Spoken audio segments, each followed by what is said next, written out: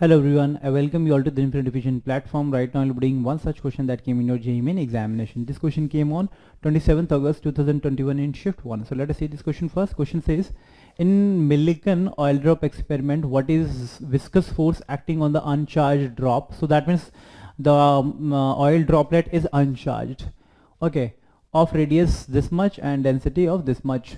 So take viscosity of liquid to be this much, negligible, neglect buoyancy due to air. Okay, so we also know that if you have been given this oil drop and it is not charged, so that means its weight would always be, if it is not charged, so no electric field will gonna act. Okay, and its weight, which is mg, would always act downward, and the viscous force is also acting in it, and this viscous force, let this be F, would be balancing its weight. Okay, so we also know that this viscous force, if it is balancing its weight, and this mass of this object is nothing but density of the object multiplied by its volume multiplied by again g, because mass is nothing but density of this oil droplet, oil droplet, and multiplied by its volume. Okay, density multiplied by its volume. What is its volume? Volume is nothing but 4 by 3 pi r cube. R is the radius of this oil droplet and multiplied by g. Now this would be the expression for viscous force. We also know the value of density, which is, how much is the density? Density is given to you as 1.2 into 10 raised to power 3 multiplied by 4 by 3 multiplied by pi multiplied by r cube.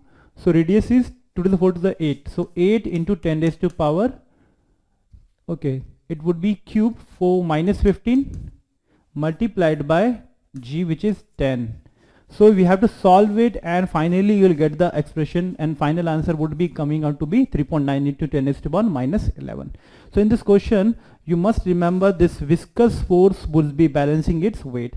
Since the it is always balancing its weight, there may be a certain different situation in which viscous force may not be there. Okay, only electric field would be there, and this electric would be, which is QE. If Q is a charge on this oil droplet is there, and there is no viscous force in it, so this now electric field would be balancing its weight. There may be a certain different situation in which this body may be charged, and this charge on this droplet would be nothing but because of the electrons, and suppose, so this Q must be equal to n number of electron present in this oil droplet multiplied by E, which is charge on 1 electron. So Q can be easily written as Q is equal to Ne, and you can also find out the number of electrons present in this charged droplets. Okay, I hope this portion of the question is clear.